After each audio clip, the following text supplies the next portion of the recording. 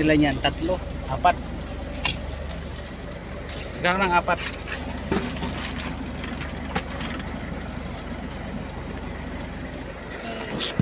Pagdamutan nyo na yan, ha. Ayan. Si baby. Siya muna si nanay. Salamat po. Nanay, sabihin nyo nga po, happy birthday Maricel. Happy birthday. Happy birthday po. Salamat po. Pagkain. Ayun ako naman. Salamat. Okay. Ingat kayo, ha. Kaya po ako nandito tayo.